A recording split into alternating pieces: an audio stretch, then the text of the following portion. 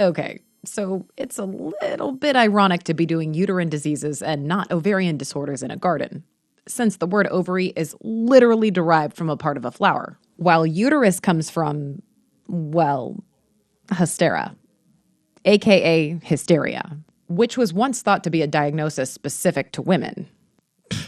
Men. But then again, it's also a totally rad Def Leppard album, so we'll call it even. All right, to start out the sketch, we're going to plant a few polyps and fibroids in the garden. These are the so-called proliferative diseases of the uterus. We'll then move to disorders of the endometrial epithelium, including the various forms of endometrial hyperplasia and eventually carcinoma.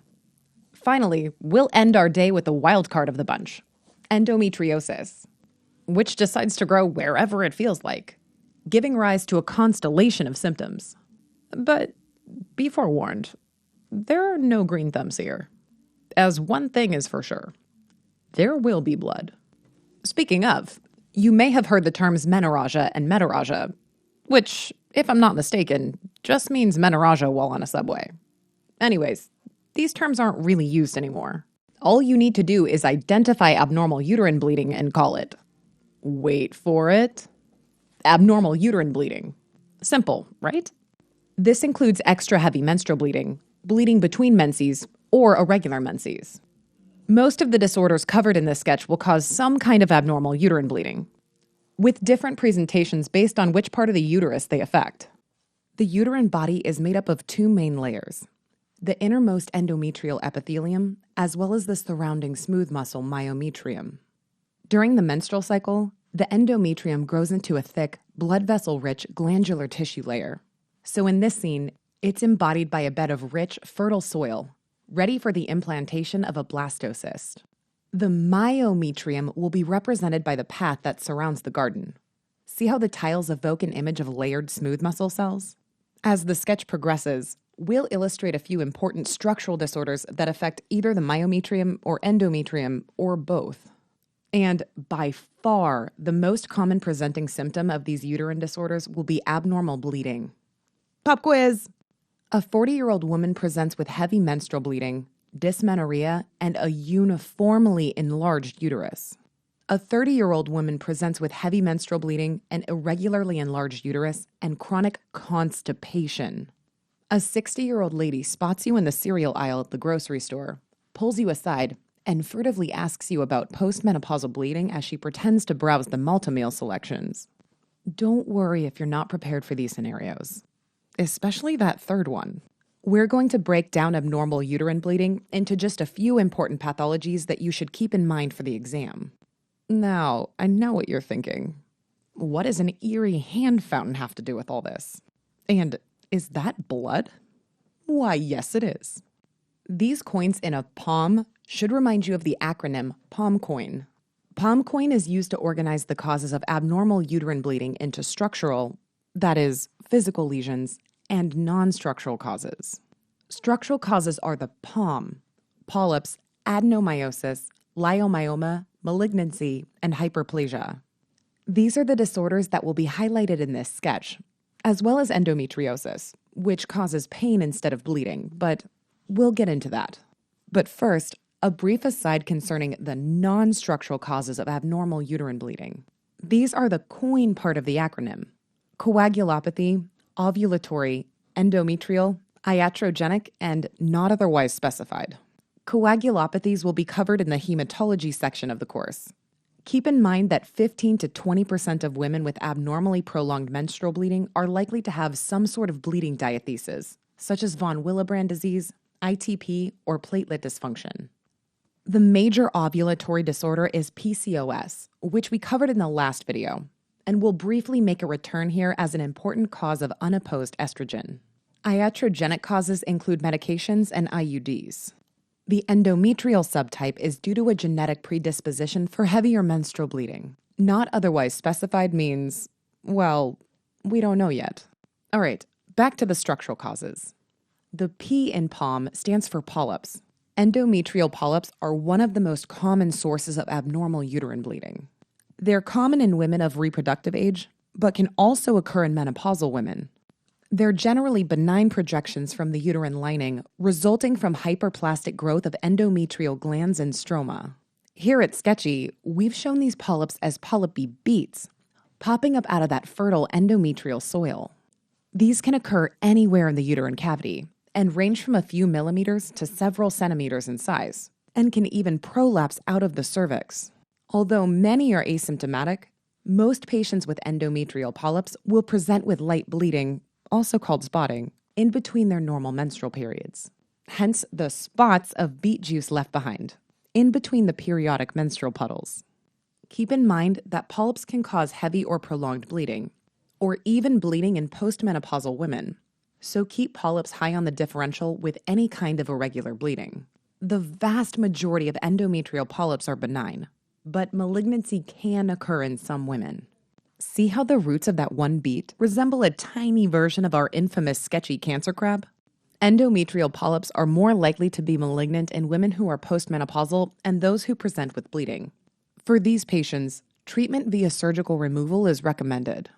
Let's move on to the next structural cause of abnormal uterine bleeding, the A in POM, adenomyosis. Adenomyosis is the growth of the deeper stratum basale layer of the endometrium into the myometrium. In other words, your adeno is getting all up in your meiosis. Aw, see how that cute little gopher furiously kicks up that fertile endometrial soil into little piles on the smooth muscle path? Let those piles of dirt represent nests of endometrial stroma and glands within the myometrium. As a brief histology refresher, the stratum basalis is not the layer of endometrium that undergoes cyclical shedding during menstruation. That's the stratum functionalis. The basalis is the layer that remains. The presence of these endometrial cells in the myometrium causes reactive hypertrophy of the myometrium, resulting in a uniformly enlarged globular uterus. Kind of like those big red uterus-shaped pumpkins among the more normal-looking ones in the uterine pumpkin patch. Remember, the whole uterus will look enlarged and boggy, as opposed to something like fibroids that can cause an irregularly enlarged uterus. Adenomyosis is most commonly seen in middle-aged, premenopausal women, especially if they've been previously pregnant. Patients will present with heavy, prolonged menstrual bleeding and dysmenorrhea. This is really turning into an infestation. Maybe if I just get him with the trowel. Oh, right in the uterus. Let this awkward turn of events remind you of both dysmenorrhea, or painful menses, as well as heavy or prolonged menstrual bleeding. All that leaking red pumpkin juice. Look, she shouldn't have been standing there, okay? Some patients with adenomyosis may even experience chronic pelvic pain that persists in between menses. As you might imagine, if you ordered an endometrial biopsy, the results would probably come back normal. That's because the endometrial layer is normal. It's the myometrium that has little nests of endometrial cells in it. In fact, the only way to definitively diagnose adenomyosis is by examination of a hysterectomy specimen. On to the next etiology of abnormal uterine bleeding, the silent F in palm coins, fibroids, otherwise known as leiomyomas. These are benign smooth muscle tumors of the myometrium. They're extremely common. In fact, 30 to 50% of women of reproductive age have them, although they may be small and asymptomatic in many women. They're especially prevalent in Black women. Fibroids are also estrogen sensitive, which means their size will increase during pregnancy and decrease after menopause. So not only is our constant gardener over here pregnant, she's wearing earrings that display a recurring symbol for estrogen. As she lays down more of that smooth muscle tile, imagine estrogen causing that leiomyoma to increase in size. On histology, you'll see bundles of smooth muscle cells that look like normal myometrium. Fibroids will often undergo changes over time, however, so look out for fibrosis, dystrophic calcification, and hyalinization as well. These lesions tend to occur in bunches, resulting in an irregularly shaped, enlarged uterus. This is different than the uniformly and globally enlarged uterus seen with adenomyosis. Fibroids may be located near the inner endometrial surface, submucosal, right underneath the outermost serosal surface of the uterus, subserosal, or in the middle of the uterine wall, intramural. This is depicted by the bunches of smooth muscle tile projecting inside the uterine garden, outside the garden, and inside that smooth muscle path, respectively. Submucosal fibroids, which are located closest to the endometrial surface of the uterus, can cause heavy and prolonged menstrual bleeding. And that sad, shriveled up dying tree is clearly not the epitome of fertility. Let it remind you of the tendency of submucosal fibroids specifically to distort the uterine cavity and cause infertility as well. Large fibroids can cause bulk-related symptoms, including pelvic pressure or obstructive symptoms. See that wheelbarrow of smooth muscle tiles rolling over that colon-esque plant cover? Fibroids in the posterior uterus can compress the colon or rectum and cause constipation. Fibroids in the anterior uterus can cause obstructive urinary symptoms, such as urinary urgency or incomplete emptying. Even posterior fibroids can displace the uterus upward and cause similar urinary symptoms. Fibroids are usually diagnosed with ultrasound. Because there are often multiple fibroids, definitive treatment generally requires hysterectomy, although myomectomy, removal of the fibroids only, is an option for women who want to preserve fertility. Fortunately, malignant transformation into leiomyosarcomas is extremely rare. All right, we've made it to the M in POM, malignancy and hyperplasia. Endometrial hyperplasia involves an abnormal proliferation of endometrial glands of irregular shape and size. In this sketch, it will be represented by the proliferation of grass in the endometrial garden, growing in clumps of irregular size and shape. Endometrial hyperplasia is caused by prolonged exposure to unopposed estrogen. That is, more exposure to estrogen relative to progesterone. Here at the uterine garden, we call that overdoing it with the estrogrow fertilizer, causing the endometrial grass to grow out of control. There are a number of important risk factors for endometrial hyperplasia, all of which reflect a fundamental imbalance between estrogen and progesterone. Patients taking estrogen, for example, are at increased risk of endometrial hyperplasia. This is why postmenopausal women on hormone replacement therapy should also be on progesterone, unless they've had a hysterectomy. Tamoxifen is a selective estrogen receptor modifier, or SERM, that's used in the treatment of breast cancer due to its ability to antagonize estrogen receptors in the breast.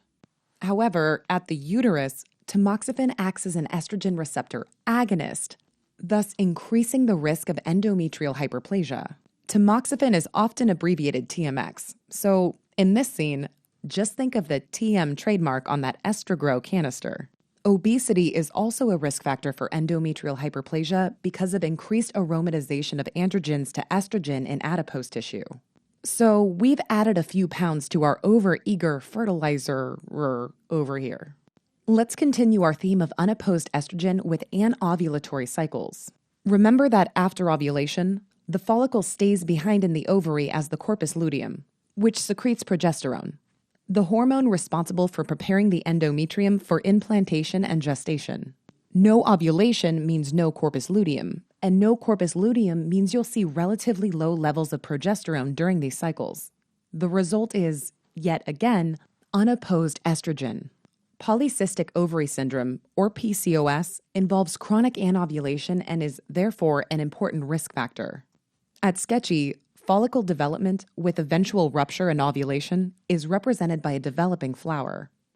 It starts as a bud, grows bigger with the right amount of stimulation, in this case, FSH, and when the time is right, or really when that LH starts to surge, the flower opens up. That's ovulation. Chronic anovulation, then, is depicted by a bunch of unopened buds that will never see the light of day.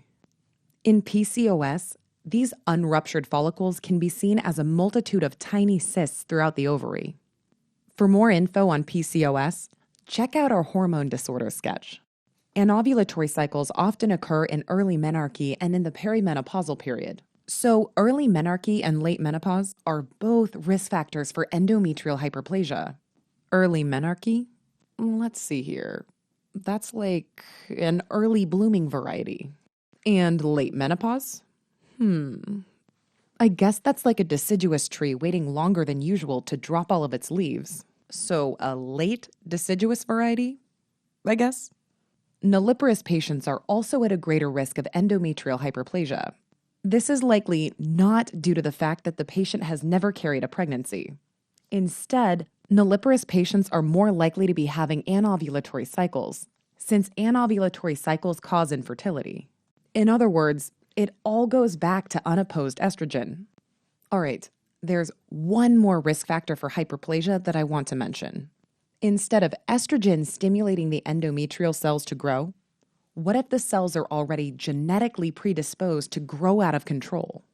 Such is the case in patients with Lynch syndrome, also called hereditary non-polyposis colorectal cancer. Lynchworm inchworm. What? Lynch syndrome involves an inherited mutation of DNA mismatch repair genes, characterized by an increased risk for colorectal cancer, as well as several other malignancies. For more info about Lynch syndrome, head back to our GI unit.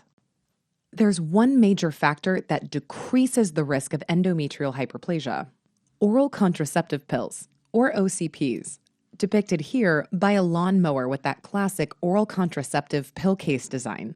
OCPs usually contain both estrogen and progestin, essentially balancing out the estrogen and progesterone. In fact, progestin-containing OCPs can even be used as a treatment for endometrial hyperplasia. Time to trim that hyperplasia down to size. Endometrial hyperplasia usually presents with bleeding. In premenopausal women, this may be heavy menstrual bleeding or intermenstrual bleeding. So again, not only do we have puddles of the red estrogro fertilizer on the ground, depicting excessive menstrual bleeding, we can also see drips in between puddles, evoking an image of spotting in between periods.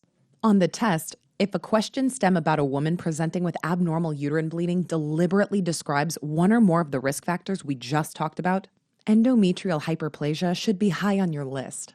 Abnormal uterine bleeding, remember, is a term used to describe excessive or irregular bleeding patterns in reproductive aged women. However, endometrial hyperplasia can also cause bleeding in postmenopausal women. This is simply called postmenopausal bleeding. Let's take a look at those hyperplastic endometrial cells under the microscope, shall we? Endometrial hyperplasia can be simple or complex, with complex atypia having a slightly higher risk of progression to endometrial cancer. Simple hyperplasia contains an increased number of glands, and in complex hyperplasia, the glands look crowded. Both simple and complex hyperplasia can also be classified by the presence of cellular atypia, which itself confers a much higher risk of progression to cancer. So as we work our way down the garden, imagine an increasing risk of progressing to a state of invasive crabgrass. Atypia indicates the presence of dysplastic epithelial cells. You might also see nuclear enlargement. The chromatin may be either evenly dispersed or clumped. Overall, as depicted in the atypical grass patches, you'll see more prominent and irregular deep purple staining. All those atypical nuclei. Take a look at the four-square pattern we've set up here. Simple hyperplasia without atypia, on the top left, has the lowest rate of progression to endometrial cancer, about 1%, while complex hyperplasia with atypia, on the bottom right, has the highest risk of progression to cancer, about 29%. Hyperplasia with atypia, since it confers a much higher risk of progression to endometrial cancer, is treated with hysterectomy. Speaking of which, let's focus on uterine cancer for a bit. Embodied by that invasive crabgrass, endometrial carcinoma is the most common gynecologic cancer. The median age of onset is 60 years, and it most commonly presents with postmenopausal bleeding. Remember that postmenopausal lady traipsing by? As we've just illustrated, endometrial carcinoma is often an evolution of endometrial hyperplasia with atypia. As such, endometrial carcinoma arises from prolonged unopposed estrogen exposure. And surprise, it has all the same risk factors and presenting symptoms as endometrial hyperplasia. Remember, any bleeding, including spotting, in a postmenopausal woman should prompt a workup for uterine cancer. The diagnosis is based on tissue histology, either by endometrial biopsy, curettage sample, or hysterectomy specimen. Endometrioid endometrial carcinoma, the subtype that arises from hyperplasia, is characterized by an ugly mess of columnar cells that form back-to-back glands without intervening stroma. Well, there you have it. The POM in POMCoin, the acronym used to organize the disorders that cause abnormal uterine bleeding in reproductive age women, which can mean heavy menstrual bleeding, prolonged menstrual bleeding, bleeding between menses, or irregular menses. We also briefly touched on a few causes of postmenopausal bleeding specifically. The POM part of the mnemonic incorporates the structural causes of abnormal uterine bleeding specifically: polyps, adenomyosis, leiomyoma, and malignancy or hyperplasia. We're going to finish up our sketch with endometriosis. This time, instead of abnormal bleeding, we're going to be focusing on pain. Endometriosis is a common condition in which functioning endometrial glands and stroma are located outside the uterus. That's right, that fertile endometrial soil ends up latched onto the other extrauterine organs. While the cause of endometriosis is still unclear, there are several hypotheses to explain how endometrial tissue migrates outside the uterus. One hypothesis is that reverse menses through the fallopian tubes can result in implantation of viable endometrial cells outside the uterus. Another hypothesis is called coelomic metaplasia, which proposes that pluripotent stem cells inappropriately differentiate into endometrial cells outside the uterus, as depicted by this coelomic compost pile, where precursors are slowly turned into that fertile endometrial soil, completely outside of the uterine garden. A third hypothesis is that endometrial cells spread to other tissues via the vascular and lymphatic systems, hence the vascular irrigation tubing in the back. Regardless of the underlying mechanism, the ovaries are the most common site for endometriosis. So let's draw in a big clump of that endometrial dirt right on that ovarian patio. Just like with normal endometrial tissue, this extrauterine tissue is hormonally responsive. It can even bleed. In the ovaries, endometriosis forms endometriomas, blood-filled cysts that turn brown as blood ages, also known as chocolate cysts. Other common sites of implantation include the rectal pouch of Douglas, the fallopian tubes, and the peritoneal surfaces of the intestines. The rectal pouch of Douglas is the posterior space between the rectum and the uterus. Dirty pouch Douglas, dirty pouch Douglas. That's tough, Lil Dougie. Kids are so cruel. Endometrial implants in this location can be felt as a palpable nodularity on rectovaginal exam. The pouch of Douglas also deserves a mention as the most dependent part of the female pelvis.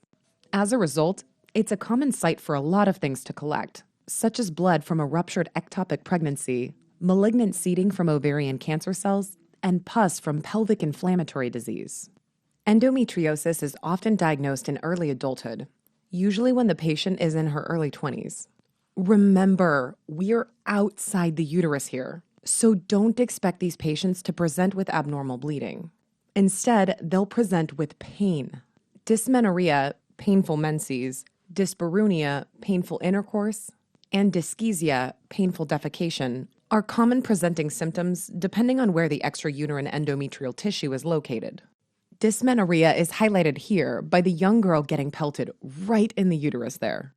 As the pumpkin leaks only a moderate amount of fluid, imagine a normal amount of bleeding, complicated by dull, crampy pelvic pain a few days before menses, continuing throughout the period, and sometimes even persisting for days afterwards. Pain is usually chronic. Dyschezia may be a symptom if the endometrial tissue implants on the colon or pouch of Douglas.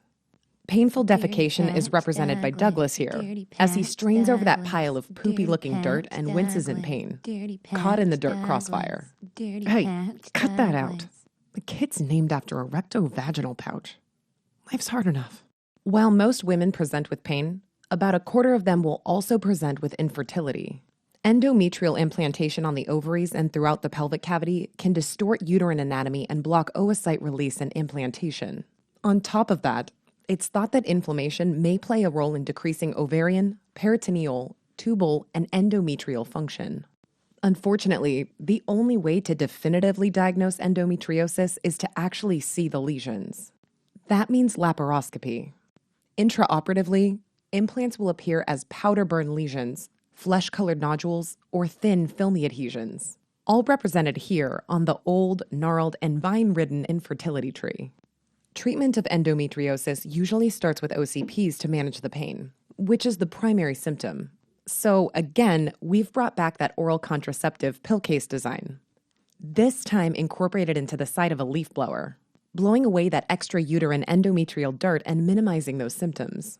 In some cases, Surgical removal of the implants and infertility treatment are needed. All right, let's take a step back and recap this scene. The main structural causes of abnormal uterine bleeding include endometrial polyps, adenomyosis, fibroids, and endometrial hyperplasia or cancer. These are the POM in POMcoin. Sorry to forever ruin beats for you, but endometrial polyps are generally benign projections from the uterine lining, resulting from hyperplastic growth of endometrial glands and stroma, causing spotting or light postmenopausal bleeding. They occur in pre- and postmenopausal women. The gophers on the left aren't as harmless as they appear. Adenomyosis involves the invasion of the endometrial stratum basalis into the smooth muscle myometrium, forming nests of endometrial tissue in the myometrial layer. This causes generalized uniform enlargement of the uterus, as well as heavy menstrual bleeding. Uterine fibroids, or leiomyomas, are benign tumors growing from the smooth muscle layer of the uterus. These cause irregular enlargement of the uterus and can often cause compression-related symptoms such as constipation and urinary incontinence if they're large enough to press on other organs. One specific type of fibroid to remember is the submucosal fibroid, which can cause heavy menstrual bleeding and infertility. Endometrial hyperplasia is represented by the hyperplastic grass in the bottom of the scene. It's caused by prolonged, unopposed exposure of the uterus to estrogen. Patients will present with bleeding of all kinds: heavy menses, bleeding between periods, or postmenopausal bleeding. There are a lot of risk factors, including anovulatory cycles, obesity, estrogen-secreting tumors, and medical sources of estrogen. Basically, any condition that results in extra estrogen, or not enough progesterone, circulating through the body. Watch out for progression to endometrial carcinoma, the most common gynecologic cancer. And finally, endometriosis is the implantation of functional endometrial tissue in places outside of the uterus, commonly in the ovaries, fallopian tubes, and the rectal pouch of Douglas. Unlike the other uterine disorders, patients with endometriosis present with pain, not bleeding. Look for dysmenorrhea, dyspareunia, and dyschezia. While endometriosis can be suspected clinically, diagnosis can only be confirmed with laparoscopy, which will show powder burn lesions, flesh-colored nodules, or thin, filmy adhesions. Now, if you'll excuse me, I've got some adenomyosis to take care of. Nope. Get back here. Use the hoe. Hoe them to death.